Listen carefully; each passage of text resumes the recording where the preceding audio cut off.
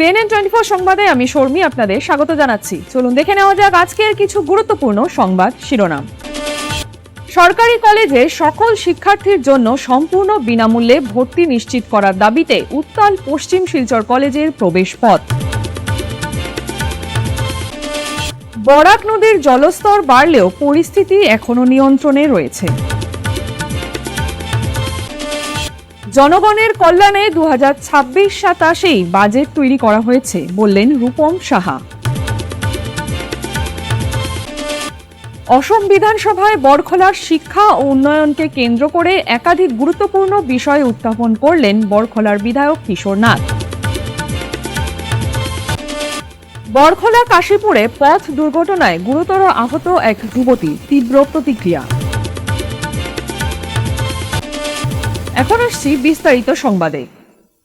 বৃহস্পতিবার পশ্চিম শিলচর কলেজের ছাত্রছাত্রীদের কলেজ ভর্তি মাশুল রেহাই প্রদানের দাবিতে অবস্থান ধর্মঘট কর্মসূচি পালন করে ছাত্রছাত্রীরা। শতাধিক ছাত্রছাত্রী হাতে ব্যানার, প্ল্যাকার্ড ও ফেস্টুন নিয়ে বিক্ষোভ কর্মসূচিতে অংশ নেন। প্রতিবাদী স্লোগানে মুখর হয়ে ওঠে গোটা কলেজ চত্বর। দেখুন সবিশেষ। শতাধিক ছাত্রছাত্রী হাতে ব্যানার, প্ল্যাকার্ড ও ফেস্টুন নিয়ে বিক্ষোভ কর্মসূচিতে অংশ নেন।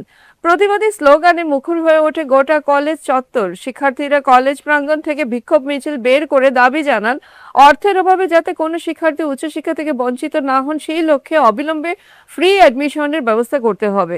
তাদের অভিযোগ, মূল্যবৃদ্ধি, বেকারত্ব ও পারিবারিক আর্থিক সংকটের কারণে ভর্তি ফি, উন্নয়ন ফি এবং অন্যান্য আনুষঙ্গিক খরচ বহু পরিবারের পক্ষে বহন করা সম্ভব হচ্ছে না। ফলে প্রতি বছর অনেক মেধাবী শিক্ষার্থী উচ্চশিক্ষার সুযোগ হারাচ্ছেন। আন্দোলনকারীদের বক্তব্য, স্টুডেন্টক ফ্রি এডমিশনের পৰা বঞ্চিত কৰিছে। গতিকে আমাৰ ইয়াত যিবিলাক ষ্টুডেণ্ট আছে, আমি ষ্টুডেণ্ট আমাৰ ইয়াত হৈছে দুখীয়া, গৰীব দুখীয়া মানুহৰ এৰিয়া।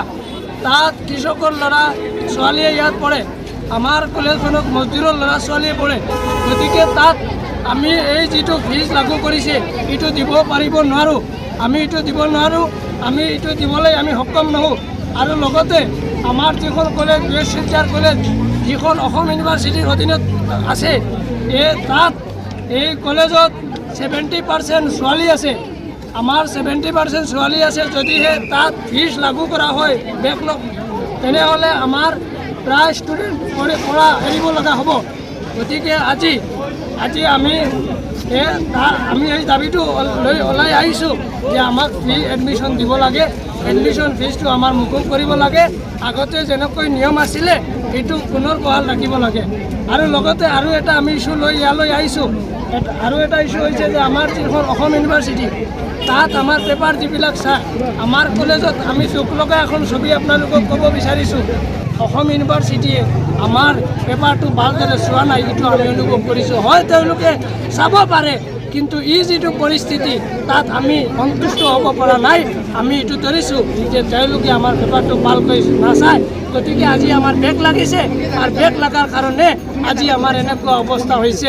90% ষ্টুডেণ্ট আছে, তাত 90% ষ্টুডেণ্টৰ বেক আছে, 70% ইয়াত ছোৱালী আছে। গৰীব দুখীয়া মানুহৰ ল'ৰা ছোৱালীয়ে তাত পঢ়ে। যদিহে ফিজ দিব লগা হয় 6-7 হাজাৰ টকা দিব পৰা আমাৰ ইয়াত ক্ষমতা নাই, আমি এইটো দিব নোৱাৰোঁ।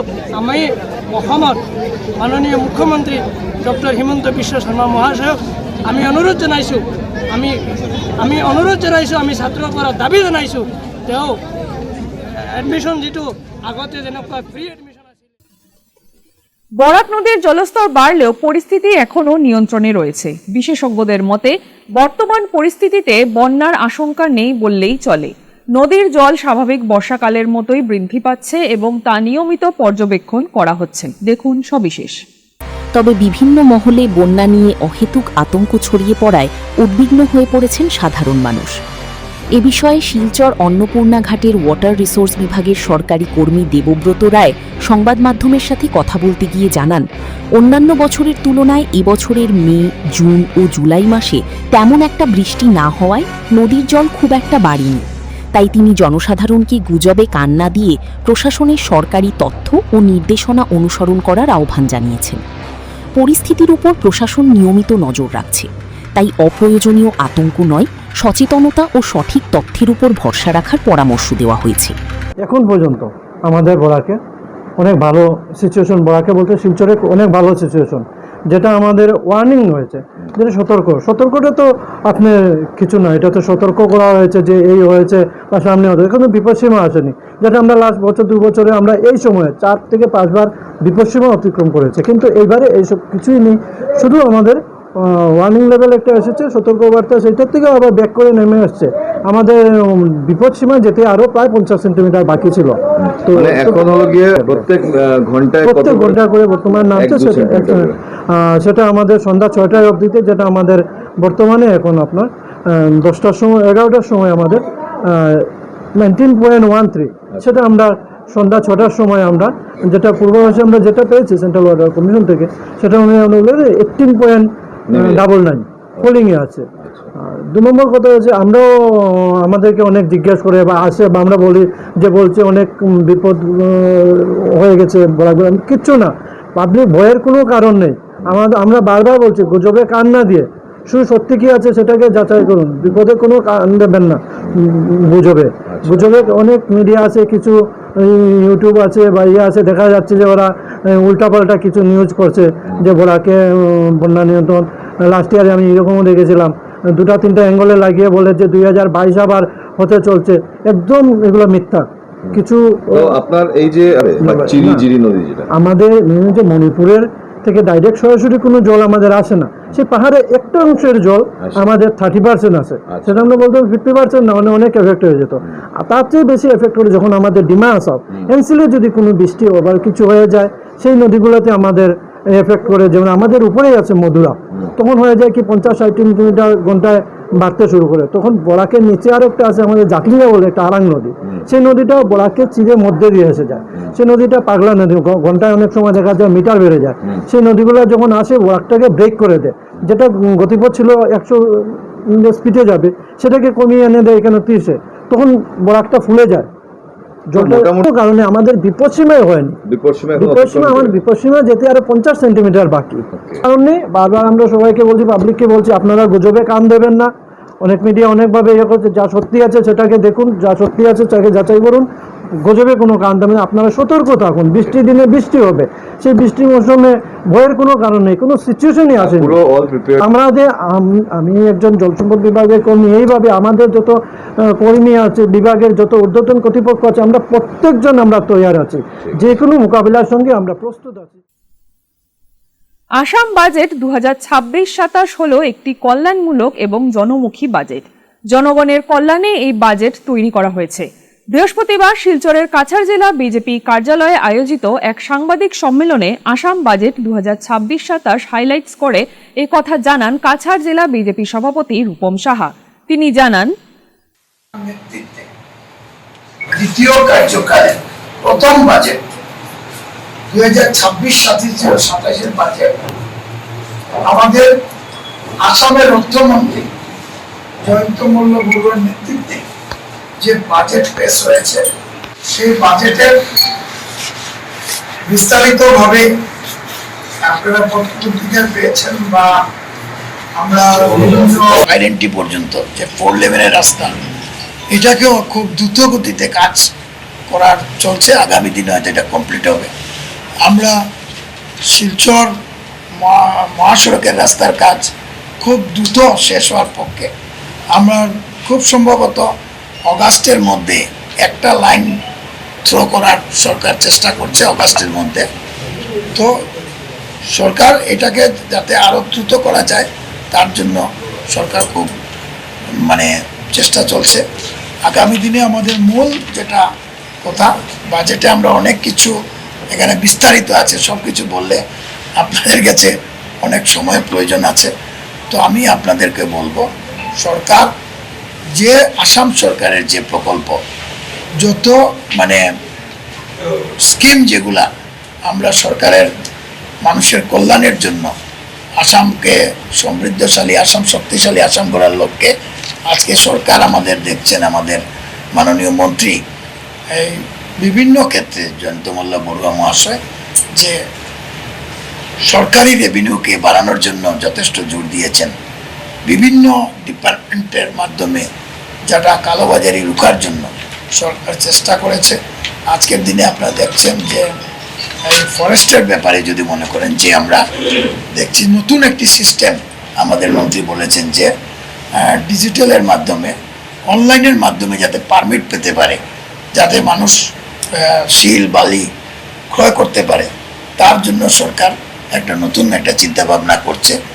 আর আমরা বরাক ডেভেলপমেন্টের মাধ্যমেও আমাদের মাননীয় মন্ত্রী আমাকে গত পরশু দিনও বলেছেন যে আমি শিলচরে আরেকদিন এসে শিলচর বিভিন্ন সমস্যা নিয়ে শিলচরের আমি কিছু কিছু অঞ্চলে আমি যাব, উনি কথা বলেছেন। এবং কিছুদিন আগে আমাদের মাননীয় মন্ত্রী কৌশিক রায় মহাশয় এই শিলচরের সমস্যা নিয়ে বিভিন্নভাবে পদাধিকারী বৈঠক করেছেন এবং অনেক ক্ষেত্রে আমরা দেখেছি যে উনি পায়ে হেঁটে বিভিন্ন রাস্তার পরিক্রমা করে যে শিলচরের ডেভেলপমেন্টের জন্য যে চেষ্টা করছেন, দিনের রাত্র পরিশ্রম করছেন।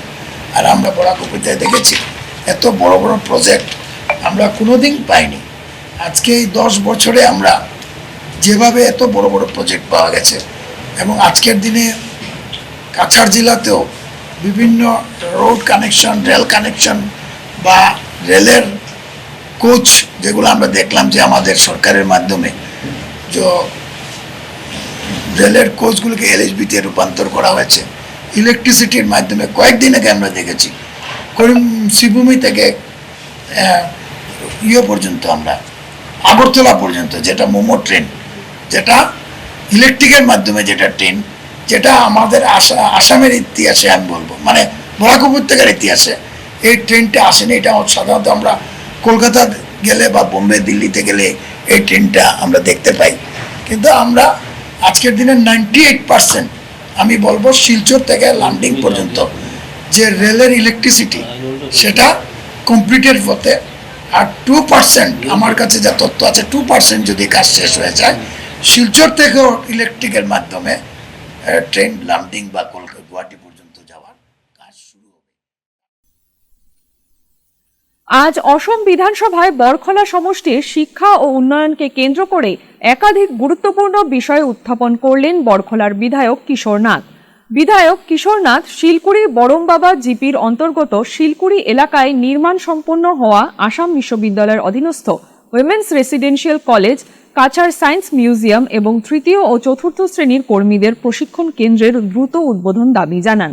তিনি বলেন, আমি আজ দৃঢ়ভাবে এই কাটমোশনের বিরোধিতা করছি এবং মাননীয় মুখ্যমন্ত্রী ডক্টর হিমন্ত বিশ্ব শর্মা মহাশয়ের নেতৃত্বাধীন অসম সরকারের শিক্ষা বিভাগের অনুদানের প্রতি আমার পূর্ণ সমর্থন জ্ঞাপন করছি।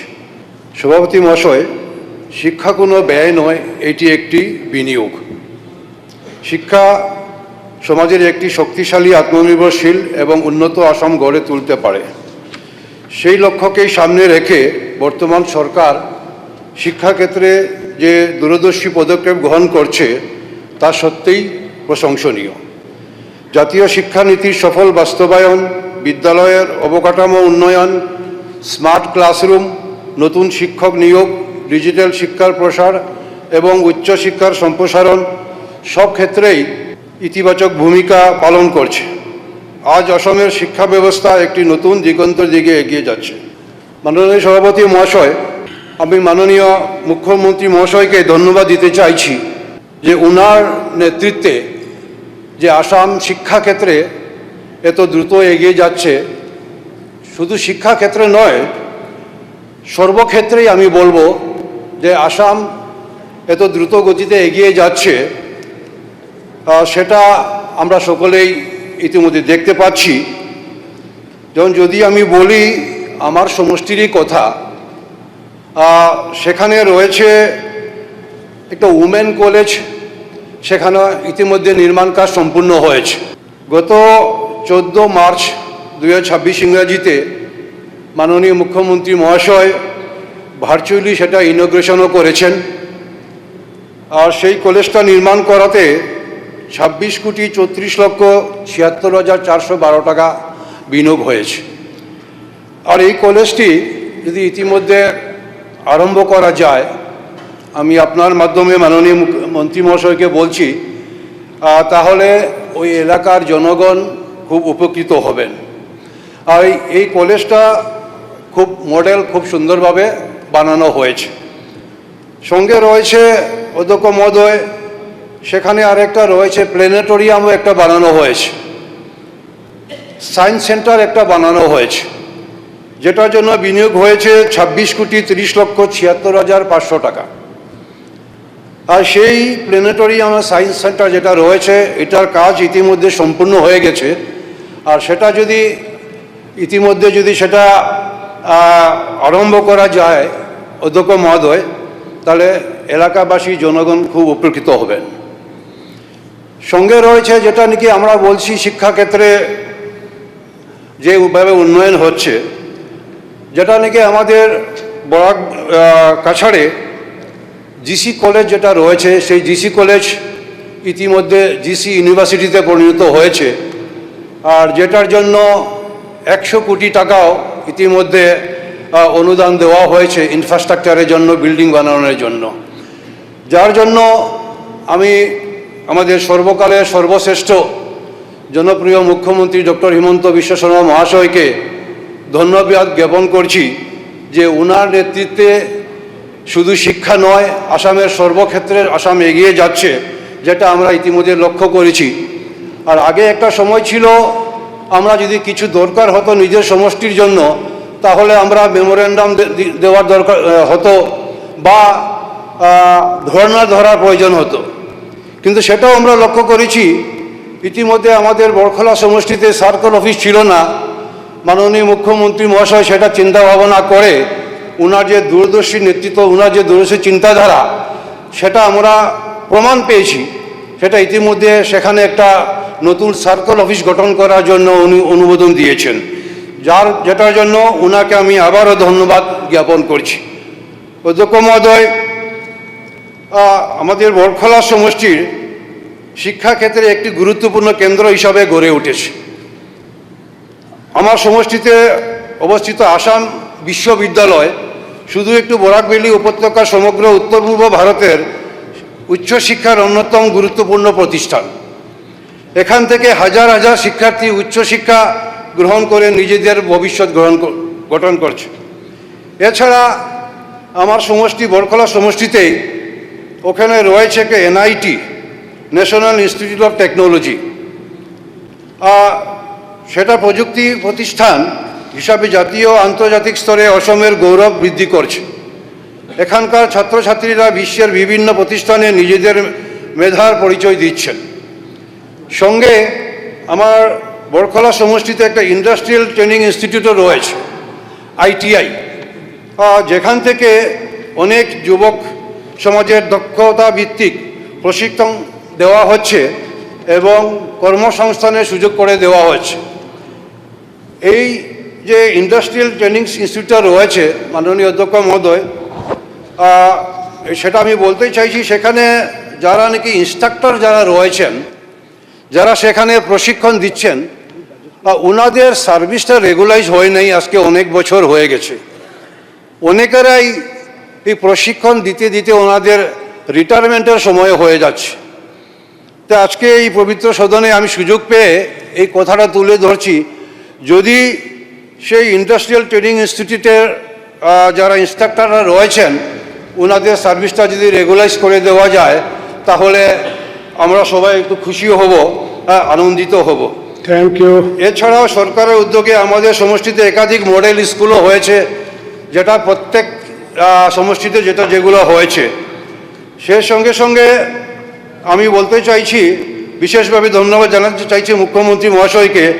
উনি যেভাবে বরখলা সমষ্টি শুধু নয় সমস্ত আসামের যেভাবে উন্নয়ন করছেন, যত দ্রুত গতিতে আসাম এগিয়ে যাচ্ছে, যার জন্য আমরা সব সময়ই বলি যে আসামের সর্বকালের সর্বশ্রেষ্ঠ জনপ্রিয় মুখ্যমন্ত্রী ডক্টর হিমন্ত বিশ্ব শর্মা মহাশয়, উনার নেতৃত্বে আসাম এগিয়ে যাচ্ছে আর আগামী দিনে আরও এগিয়ে যাবে। বরখলা কাশীপুরে পথ দুর্ঘটনায় গুরুতর আহত এক যুবতী। আহত যুবতীর নাম মারুপা ফারদুস, বয়স 18 বছর, বাড়ি চাঁদপুরে। স্থানীয় তথ্য মতে জানা যায়, বৃহস্পতিবার দুপুর 12 ঘটিকায় বরখলা অভিমুখ থেকে যাওয়া ML05T8439 নম্বরের অল্টো গাড়ি নিয়ন্ত্রণ হারিয়ে রাস্তার পাশে থাকা কাশীপুর 496 নম্বর এলপি স্কুলের দেওয়াল ভেঙে ঢুকে গেলে ঘটনাস্থলে গাড়িতে থাকা 2 জন আহত হয়। সঙ্গে সঙ্গে আহতদের স্থানীয়রা উদ্ধার করে বরখোলা প্রাথমিক স্বাস্থ্য কেন্দ্রে নিয়ে এলে চিকিৎসকরা প্রাথমিক চিকিৎসা করে উন্নত চিকিৎসার জন্য শিলচর মেডিকেল কলেজে প্রেরণ করেন। এদিকে দুর্ঘটনাগ্রস্ত গাড়িটি থানায় নিয়ে আসে পুলিশ। খুব স্পিডে আর আইয়া উইনো টার্নিং লইতে পারছে না, সোজা তোমার স্কুলের ওয়াল ড্যামেজ করিয়া গিয়া ঘরের ভিতরে ঢুকে গেছে। কোন স্কুল? হাসিপুর 496 নং হাসিপুর এলপি স্কুল।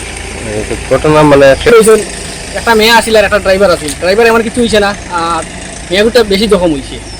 এখন এখন কিতা হয়েছে হইতে পারছে না, মেডিকেল রেফার করছেন তারা বরখলা পিছলা বরখাতি মেডিকেল চিকিৎসাধীন আছে। আর গাড়ির অবস্থা তো আপনারা সামনে দেখেন, গাড়ির অবস্থা কতখানি স্পিডে গাড়ি গিয়ে মারছে। বেস্ট কেয়ার মেডিকোস আপনাদের দীর্ঘস্থায়ী এবং সুস্থ জীবনের দিকে আরও এক কদম এগিয়ে দিতে আমরা বদ্ধপরিকর।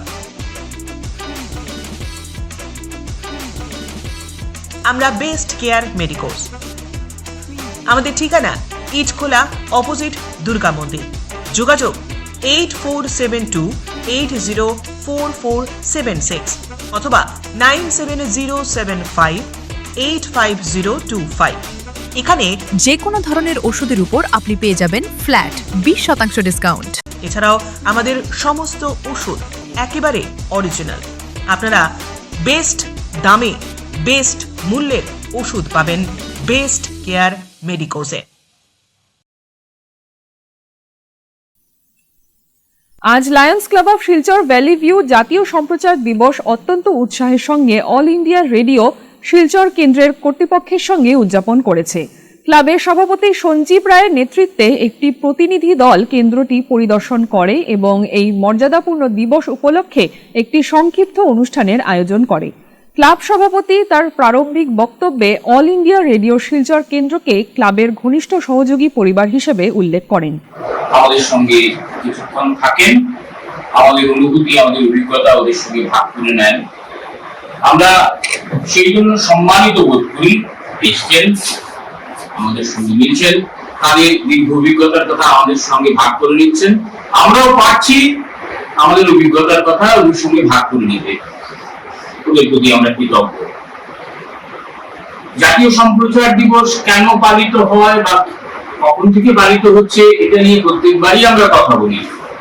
পুনরাবৃত্তি করাটা খুব একটা বোধহয় কাজের নয়, আমি পুনরাবৃত্তি করতে চাইও না।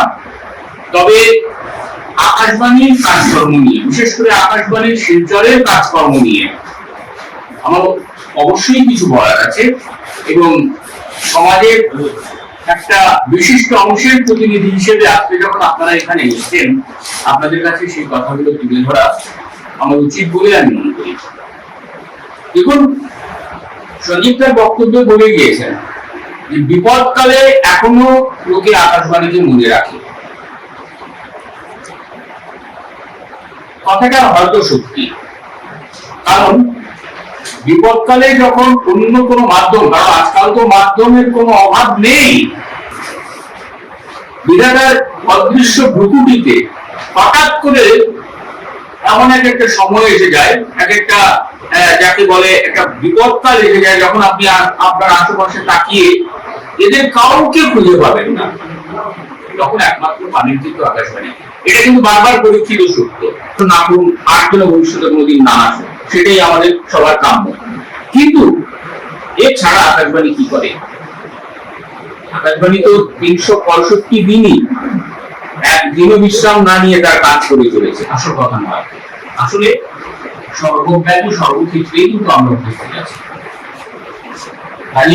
আমাদের যে কাজ, যে অনুষ্ঠান, যে বিনোদন, যে সংবাদ, যে কাটিগড়া বিধানসভা এলাকার সিদ্ধিপুর পানীয় জল প্রকল্প থেকে গত কয়েকদিন ধরে সরবরাহ করা হচ্ছে অত্যন্ত ঘোলা ও অপরিশোধিত পানীয় জল। নদীর জলকে যথাযথভাবে পরিশোধন না করেই সরবরাহ করায় চরম দুর্ভোগে পড়েছেন প্রকল্পের আওতাভুক্ত অসংখ্য পরিবার। দেখুন সবিশেষ। অভিযোগ উঠেছে জল পরিশোধনের জন্য প্রয়োজনীয় রাসায়নিক ঔষধ পর্যাপ্ত পরিমাণে সরবরাহ করছে না আসাম সরকার। যে পরিমাণ সরবরাহ করা হচ্ছে তাও সঠিকভাবে ব্যবহার করা হচ্ছে না।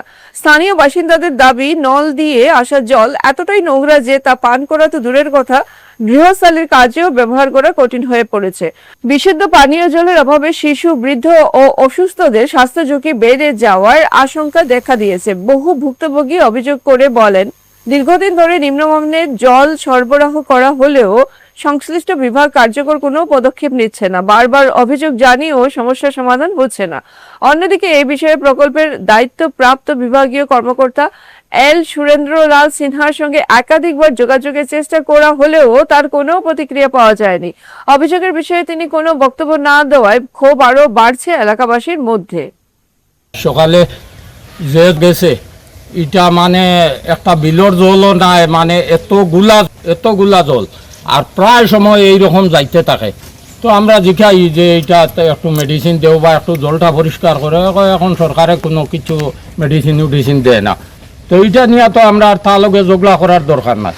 2 নম্বরে মাত হইলে আমার হুসেন এই লাইনের দায়িত্বে আছে, হে প্রায় সময় মেঘে রোদ্রে রাত্রে 12টায় 1টায় খুব কষ্ট করিয়া এই লাইনটা যেন লিক হয় হে মারার পরেও জলটা আমরা সময় মতো আয় হে খুব প্রচেষ্টা করে আমরা সমাজল লাগি।